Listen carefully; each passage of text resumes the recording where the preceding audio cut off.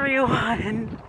It has been a while. It has been so long since I've been on YouTube, and I wanted to make this video on why I basically quit YouTube for a year.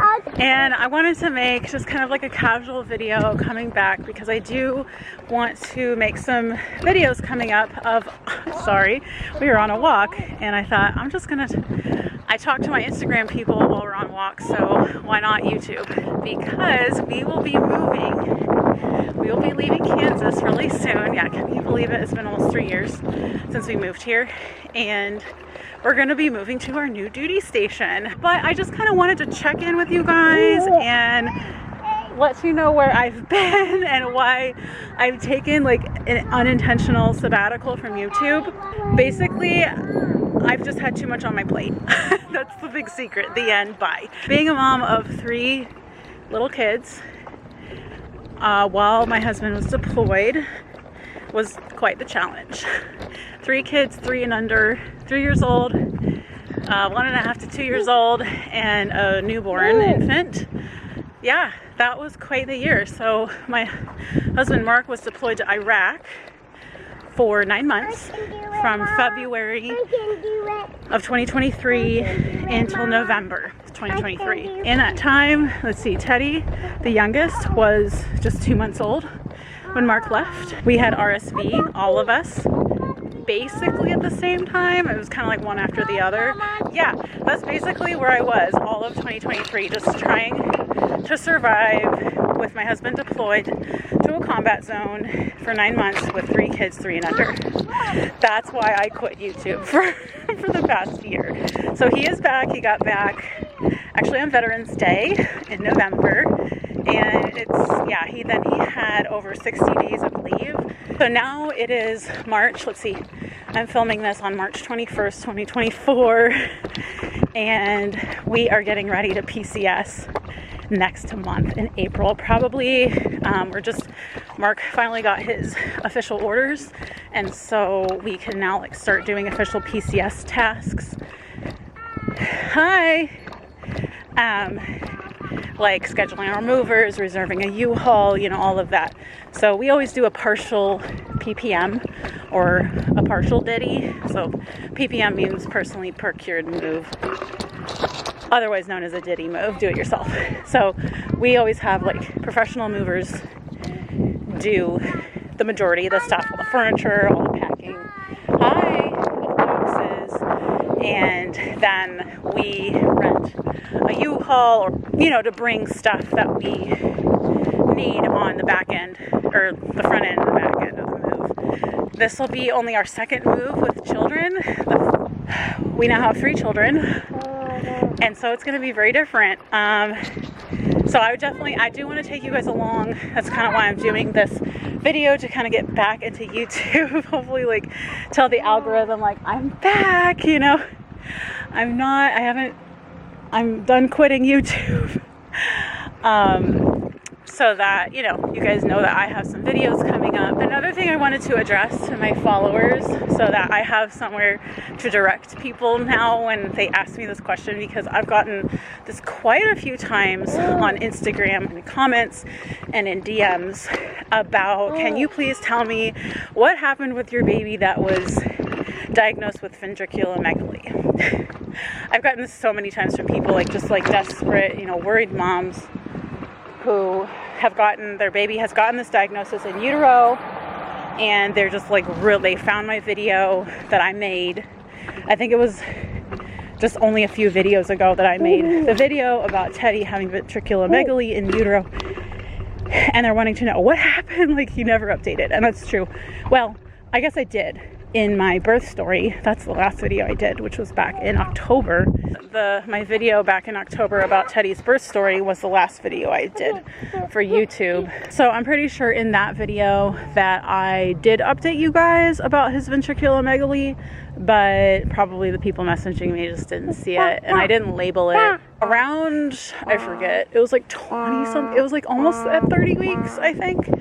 Almost in my 3rd trimester, he was diagnosed with mild ventriculomegaly, which is where the ventricles, he had Yeah, it was bilateral. It wasn't just one side. So it was both sides, both ventricles in his brain were enlarged mildly. It was not severe. It wasn't like indicative of hydrocephaly or anything like that. It was just mild ventriculomegaly. And it was monitored. We saw an MFM, maternal fetal medicine specialist, several times for in-depth ultrasounds, and kept monitoring it. And then eventually, hey guys, come on. At our November appointment with the MFM, it was shown that his ventricles were back down to normal. Don't have a reason. We were praying a lot, just trusting God and putting this totally in his hands, that no matter what the outcome was, that he'd take care of us, and asking for wisdom to guide us in this. But the ventricles went down to normal, and he was born, no problem. And then right after birth, before going home from the hospital, we had an ultrasound done of his brain just to double check, and everything was normal. So no more brain abnormalities. So that's the story. Everything worked out just fine. At the very beginning, it was scary to hear your doctor tell you that your baby has a brain abnormality. But then we were like, okay, we just need to trust God. We just need to pray. And that's what we did. And I always stress that I always make sure to mention that to people, like when they ask, okay, I'm super worried about my baby, because there are people out there, there are doctors out there that think it's perfectly acceptable to abort a baby that has an abnormality. That's just the truth. So I always want to stress to people that yes, everything was fine. The ventricles went back to normal. He doesn't have any brain issues now. But I want people to know that yes, everything worked out. Like everything went back to normal for our child. But it kind of doesn't matter that was the outcome. Like that was God's will for us. And we knew that we were going to accept whatever the outcome was, no matter what. We were going to get the best care for our baby. We were going to love him and have him, give birth to him and have him no matter what. No matter if he had like the most severe brain abnormality, it doesn't matter. He's still our precious child. And so I always make sure to make that point to people when they ask me. So I wanted to update people on that and get that out there so people can be directed to a place instead of me just telling the same story over and over. What can you expect from me and this channel going forward? Honestly, I can't really tell you that at this point. I don't know. It just depends on, like I said, I want to vlog our PCS again because it's super fun. Oh, it's super fun looking back on our PCS videos coming to Kansas, and now Max and Gus, especially Max, since he's over 4 years old now, he can understand more, and they love watching. Like, I want to watch Max on YouTube, and so I want to do the same for this PCS. We have more kids. It'll be more crazy. Also, I've been showing them the videos of our PCS here to try to prep them mentally for this PCS coming up. Because it's going to be a huge change. We've been talking about really for almost like the past 6 months. We're going to have a moving truck come, and they're going to pack all of our stuff up in boxes, and they're going to take it, the moving truck, and then we're going to move to where we're moving to. I think maybe I'll tell you guys in a separate video where we're going. I'm pretty sure Max will have memories of Kansas. Like I said, he's over 4 years old, and he has a memory like a steel trap. He's like Mark. He remembers so much. He remembers stuff from like 2 years ago. So he will remember Kansas. Gus, he'll be almost 3. Well, he's 2.5 right now. He's not going to have any memories, I don't think. Maybe if he sees videos and pictures, it can kind of jog his memory, but I don't think he'll have any real memories. And then Teddy, he's only 15 months. He definitely won't have any memories of Kansas, but that's all they know, like right now. And it'll be really interesting to see how they handle it. Kids are not born resilient. They definitely have to learn that skill. People really like to say like, oh, military kids are so resilient. Well, they don't just become resilient. They're not just resilient automatically by virtue of being a military child. They have to learn it. And I think that the parents have to do the hard work in helping them be resilient, and the parents have to be resilient themselves, because otherwise the children are not going to really be able to learn it.